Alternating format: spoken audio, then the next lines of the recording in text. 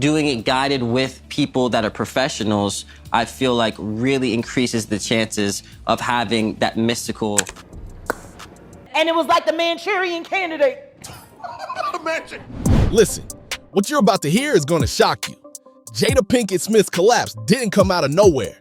It came from years of pressure, buried accusations, and connections that people ignored until federal attention forced everything into the open. The streets have been buzzing nonstop, especially as Diddy started facing real pressure and Gene Deal began dropping information that made people look back at old moments very differently. Now here's the thing. It's now being reported that Jada is being investigated for her past connections to Diddy's operation, alongside her husband Will, with law enforcement looking into alleged situations involving Bryshere Gray, Jaden Smith, and even Jennifer Lopez. Yeah, you heard that right. This goes deep. Let's start with the Jennifer Lopez story. The claim?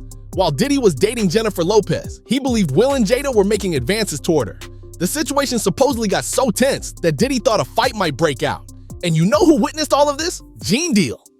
A birthday party that I think either Matt Damon was giving for Ben Affleck. It was just a little gathering. It was at the Four Seasons. Will Smith and his sister and her husband, we were all sitting on this side of the room. Matt Damon, Ben Affleck, Jennifer Lopez, Puff, Will Smith, and Jada, and it was sitting on the other side of the room.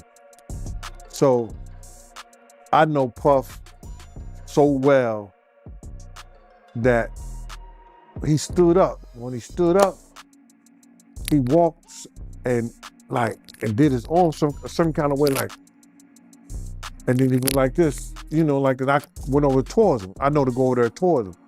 So I go over towards him, and he said to me, he said, yo,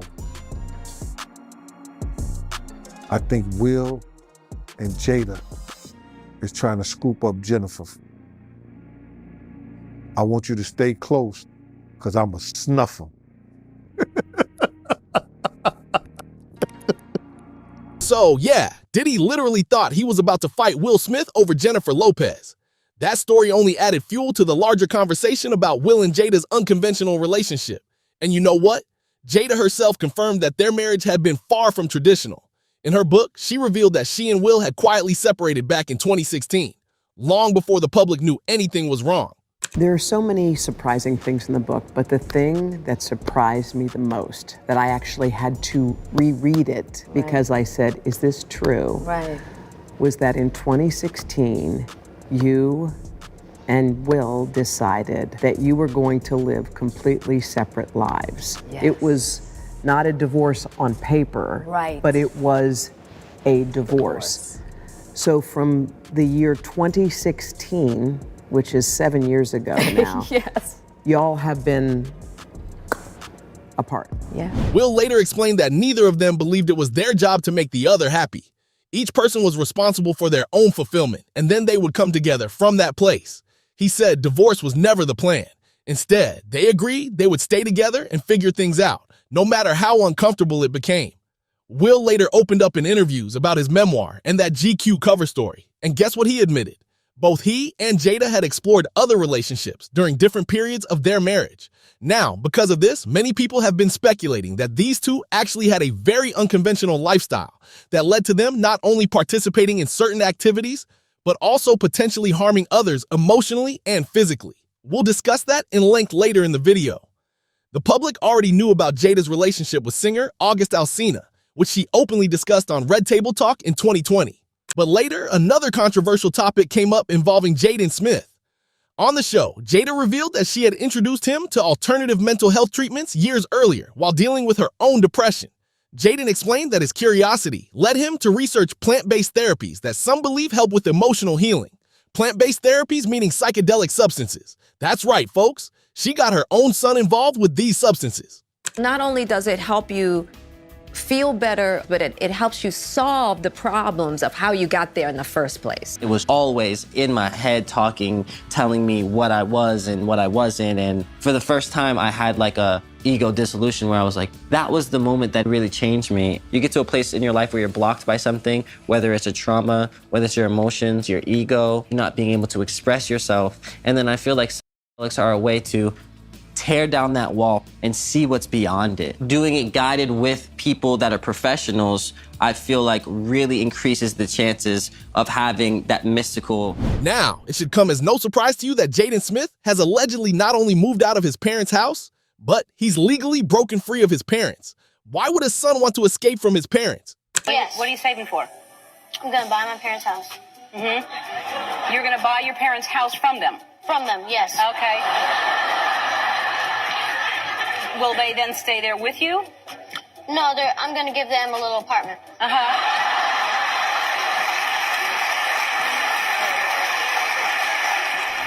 Many people, including Jaguar Wright, have alleged that this could have been because Will Smith actually preyed on Jaden. These allegations have been circulating for years, with various sources claiming to have witnessed concerning behavior. And it's not just their own children that the Smiths have allegedly harmed. According to various sources, including former associates, there have been serious allegations about the couple's behavior and the environment they created in their home. But wait, things got even crazier.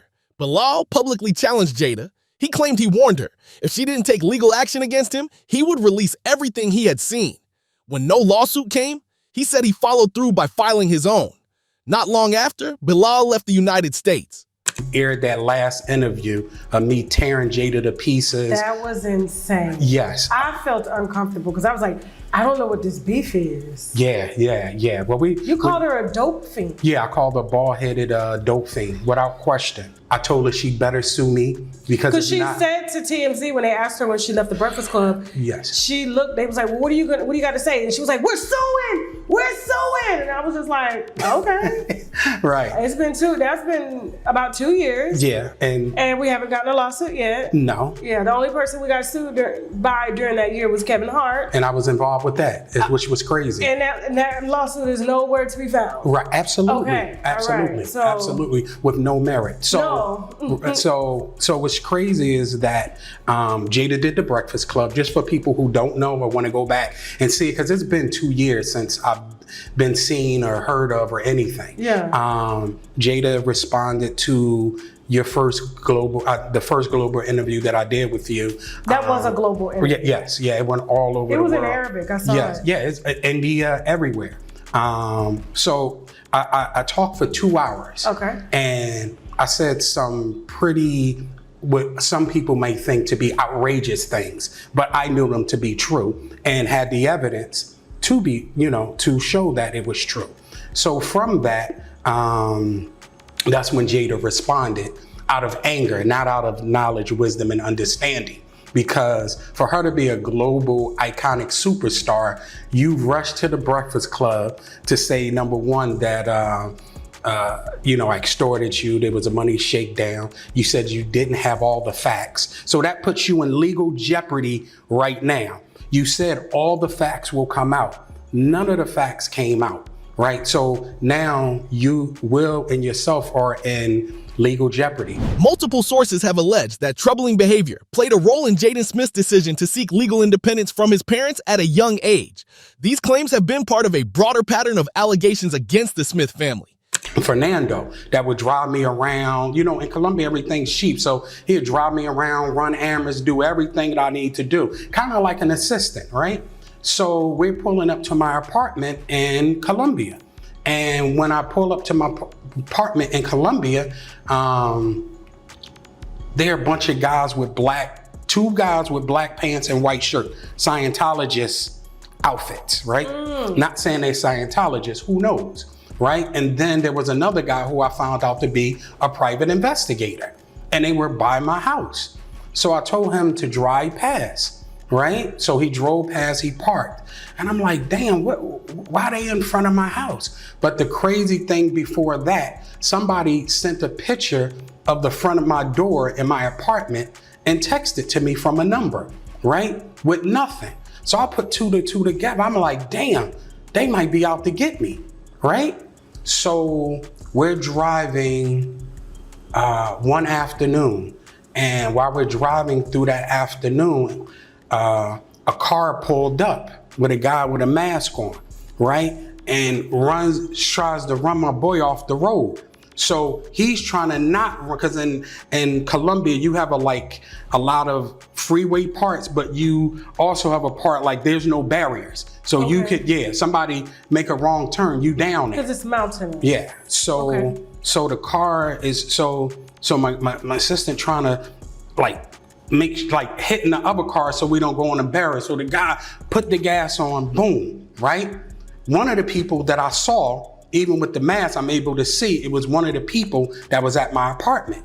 So we rolled down the embankment, right? Glass breaking, everything. Like I could hear oh man, it was bad, right? So by the time I get myself together, I look over, my man got a big piece of glass like this stuck in his head, right? It's about this long, because the windshield broke when we was tumbling down. So finally the police came, the ambulance came, they took me to the doctor. So now my back is messed up, I gotta have black surgery, and then my knee. Now, here's the thing. Diddy's sitting behind bars right now for horrible crimes, and people aren't just looking at him anymore. They're looking at everyone who stayed close to him for decades. And Jada Pinkett Smith, her name keeps coming up in those conversations. Gene Deal says the reason her name keeps popping up, Gene made it clear, Will and Jada weren't outsiders here.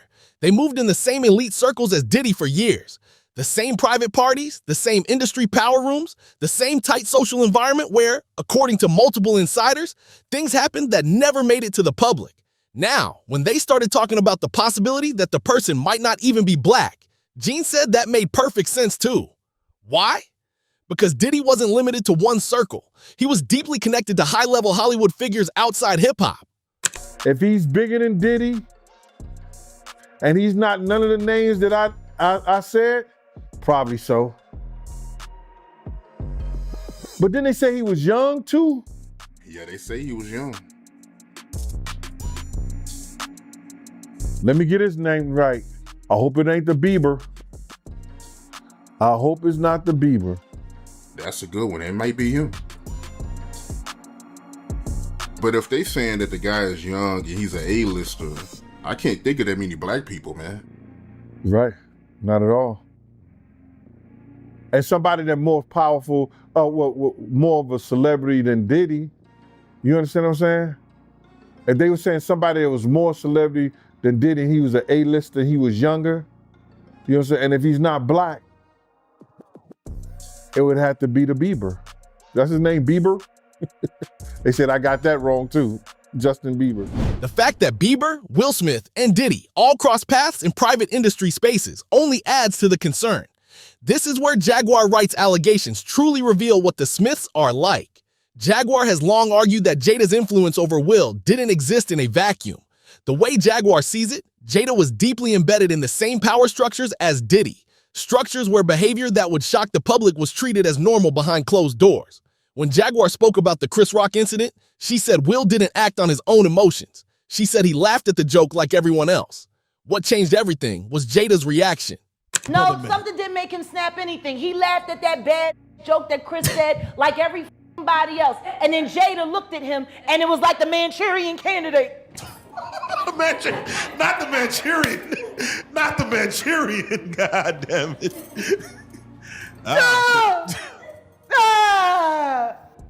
That's what the happened. I thought there's a legion of women who said, I'm glad for Will fighting for his woman. Yeah, because they still want to believe that that sham of a marriage is real. Oh. Well, there you go. He ain't never going to be Tupac, and she proved it when she August Alsina. Listen, throughout this whole discussion, Jaguar keeps coming back to the same point. This is what happens in elite circles, where the rules are different, where people like Diddy get protected, where Jada moved comfortably, where behavior that would alarm regular families just gets normalized. Various incidents involving the Smith children have raised eyebrows over the years, with critics questioning the parenting decisions and environments the children were exposed to. As far as Will Smith is concerned, until he does right by all of those children that were harmed and corrupted while in his care, children that grew up to be men, boys like Bryshere Gray,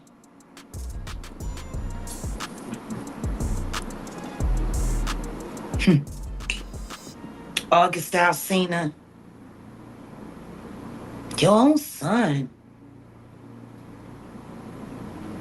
Like, your own son.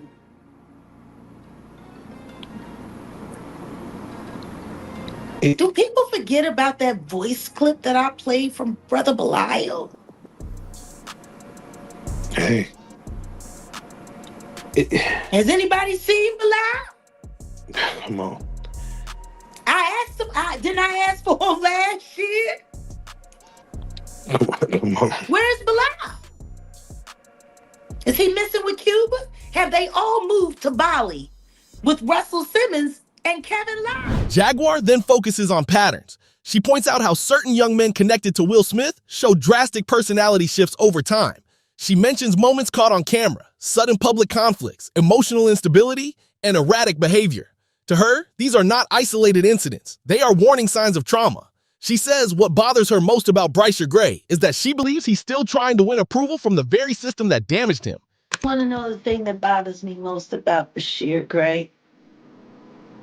I actually think he's doing all of this so they'll take him back in the club.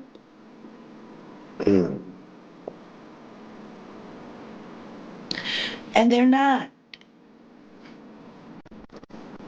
They're gonna keep gaslighting you and playing with you, promising you one thing or another. Not now, not now. Just next year's gonna be your time. You know, you need to get yourself out there. You need to. Jack, I have a question. So, we speak about, you dealing with the Illuminati and having tides and things like that and denouncing it. Can you tell me outrage? one of the things that they promised you? And now they're watching him become a fallen one, like a comet speeding. How long before he decides it's time to cash out now? How long? Because the one thing I will say is this. Anything happens to that young man, it better not nobody say a word to me. For years, I've been yelling.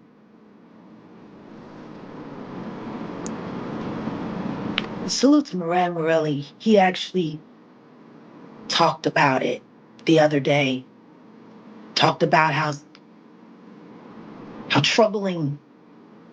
And, the one reason that I can appreciate Moran's commentary is because he's also an SA survivor. So he's a young man who went through these things. Jaguar says she personally tried to intervene, encouraging distance from dangerous influences and pushing for safer paths. She claims those efforts were blocked by people more concerned with image and money than with Bryshere's well-being. Throughout it all, Jaguar keeps circling back to the same conclusion. This didn't happen by accident. Multiple young talents were allegedly exposed to harmful situations involving powerful industry figures. The way Jaguar tells it, Diddy wasn't operating alone. He was surrounded by facilitators, parents, executives, mentors, and celebrity families who allowed access, ignored warning signs, and normalized harmful environments. And in Jaguar's view, Jada and Will Smith weren't bystanders in that world. They were trusted insiders. Now that Diddy's alleged activities are under serious scrutiny, Jaguar says the spotlight is finally moving outward toward the people who enabled him, protected him, and fed vulnerable young talent into his orbit. Do you think we'll ever see the likes of Bryshere Gray and Jaden Smith receive justice? Let us know in the comments.